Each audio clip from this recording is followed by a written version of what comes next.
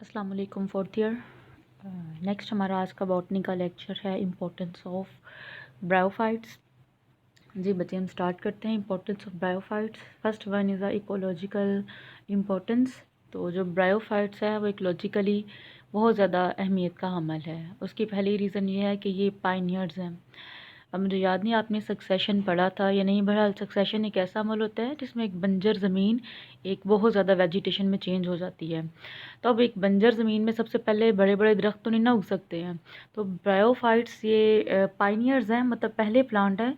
उनमें से हैं। पहले एल्गी उगे, लाइकन्स ग्रो करते हैं, फिर उसके अंदर ब्रायोफाइट्स आ जाते हैं।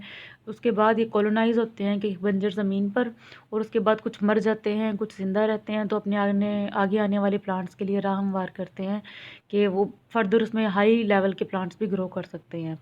तो ये पाइनियर्स हैं, यानी किसी भी बंजर ज़मीन को ज़रखेज़ करने के लिए ये स्टार्टिंग वाले प्लांट्स हैं। इसके अलावा सॉइल बनाते हैं, जैसे ये सॉइल फार्मर्स हैं। लाइकन्स और कुछ ब्रायोफाइट्स वगैरह जब ये किसी बैरन रॉक वगैरह पर ग्रो करते हैं तो कुछ एसिड्स रिलीज़ करते हैं जिससे रॉक डिज़ोल्व होती है और सॉइल बनना शुरू हो जाती है। कुछ ब्रायोफाइट्स हैं जो कि पीट्स वगैरह बनाते हैं। पीट क्या है इसके मतलब नेक्स्ट अभी आप पढ़ेगा। और पीट एक ब्राउनिश कलर का मटेरियल होता है जो कि वेजिटेशन को सपोर्ट करता है, प्लांट को ज़मीन के अंदर बाइंड करके रखने में हेल्प करता है, ज़रखेज़ी में, और बहुत से दूसरे काम हैं जिसके मतलब अभी हम नेक्स्ट पढ़ते भी हैं। इसके अलावा ये रॉक बिल्डर्स हैं, क्योंकि अक्सर कुछ मॉसेस हैं जो कि ग्रीन एल्गी के साथ नदी नालों जड़ों में ग्रो करते हैं, और उसके अंदर हाई लेवल में कैल्शियम बाइकार्बोनेट होता है जिस पानी के अंदर। तो मॉसेस यानी ब्रायोफाइट्स क्या करते हैं, ये उस बाइकार्बोनेट को डिसोसिएट डीकम्पोज कर देते हैं, और वो कैल्शियम कार्बोनेट में टूट जाता है और दूसरे आयंस वगैरह के अंदर।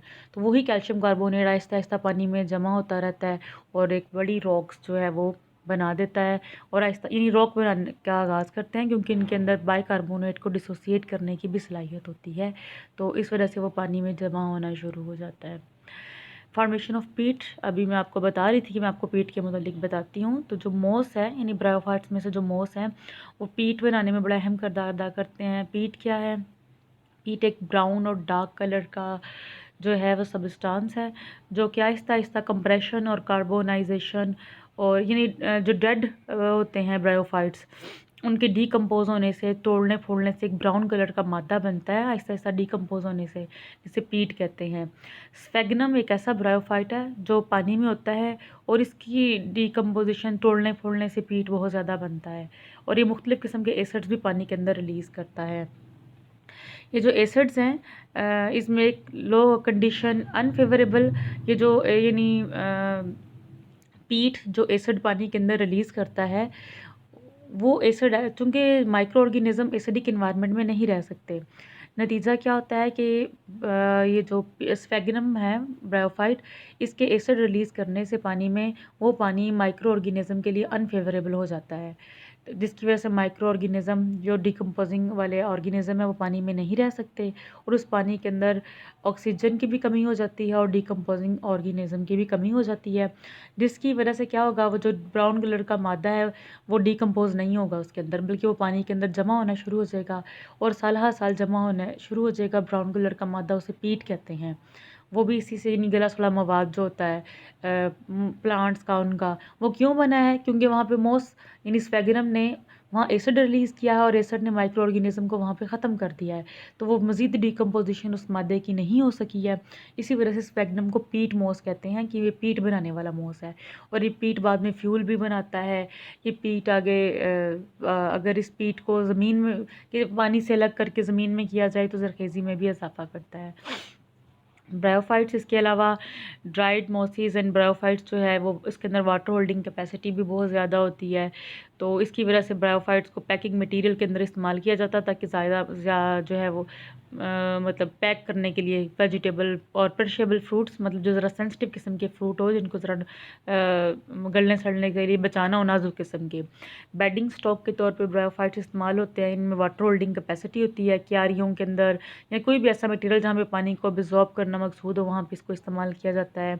ब्रायोफाइट से बहुत सी मेडिसिन हासिल होती है जो पल्मोनरी ट्यूबरक्लोसिस के लिए इस्तेमाल होती है, एफ्लिक्शन ऑफ लीवर वगैरह की, सोजिश वगैरह की, उसके इन्फेक्शन के लिए, मार्केंशिया एक है ब्रायोफाइट, उससे हासिल होने वाली हीमोरेज और आई डिकोडेशन यानी वगैरह, इन मुख्तलिफ़ किस्म की जो बीमारियाँ उनके लिए इस्तेमाल होती है। कोई भी 2-3 आप याद कर लेना।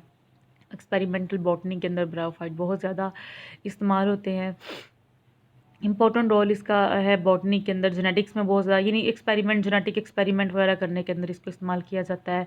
सेक्स डिटर्मिनेशन प्लांट इसके अंदर डिस्कवर हो चुकी है। कुछ जगहों पर इसको एज अ फूड के तौर पे भी इस्तेमाल किया जाता है। और ब्रायोफाइट्स अभी मैं आपको बता रही थी पीट बनाता है, पीट के मैंने आपको इस्तेमाल बताए थे पहले भी। तो अभी आपको बताया कि ब्रायोफाइट्स लाइक स्फेगनम पीट फार्मेशन में बहुत ज़्यादा अहम है। तो ये जो पीट है इसको मुख्तलिफ़ कंट्रीज़, स्वीडन, आइलैंड, जर्मनी वगैरह के अंदर इसको मतलब इसको कोशिश की जाती है इसको ज़्यादा ग्रो करें ताकि पीट ज़्यादा बने।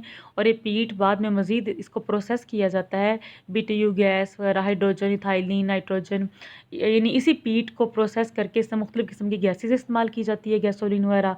और ये गैसेज़ जैसे मीथेन वगैरह भी हासिल की जाती है इसको फर्दर प्रोसेस करके या रिएक्शंस में लाके, और उस गैस को एज अ फ्यूल के तौर पे आपको पता है यूज़ किया जाता है। तो ये सोर्स ऑफ फ्यूल है यानी। और बाज़ औक़ात पीट मज़ीद काफ़ी साल अगर नीचे पड़ा रहे, जमा हो जाए, तो कोल में भी चेंज हो जाता है।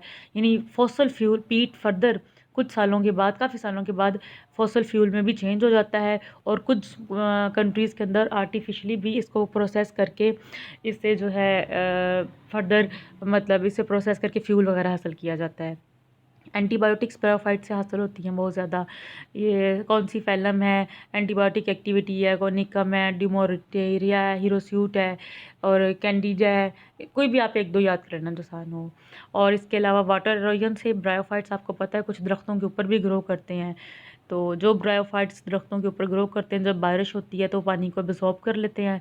तो उस बारिश का जो इफ़ेक्ट है वो उस दरख्त के तने पर होने की बजाय खुद एब्ज़ॉर्ब कर लेते हैं। और इसके अलावा जो न्यूट्रिएंट्स अगर वो ज़मीन पे गिर गए तो डेफ़िनेटली पानी के साथ बह जाएँगे, ज़ाया हो जाएँगे। तो जो ब्रायोफाइट्स दरख्तों पर या कहीं भी ग्रो कर रहे होते हैं, वो उस बारिश के पानी में जो न्यूट्रिएंट्स होते हैं उसे एब्ज़ॉर्ब कर लेते हैं। और जब ये गल सड़ जाते हैं, मर जाते हैं, तो इनके मरने के बाद वो दोबारा न्यूट्रिएंट्स वापस आ जाते हैं माहौल के अंदर। तो बजाय वो ड्राई यानी रन ऑफ हो जाए, बह जाए, उससे फ़ायदा क्या होता है कि ये रिसाइक्लिंग में इस्तेमाल होते हैं, न्यूट्रिएंट्स की बचत हो जाती है। और इसके अलावा ब्रायोफाइट्स पोल्यूशन इंडिकेटर के तौर पे इस्तेमाल होती है। इसके अंदर सल्फ़र डाइऑक्साइड को एब्ज़ॉर्ब करने की सलाहियत होती है।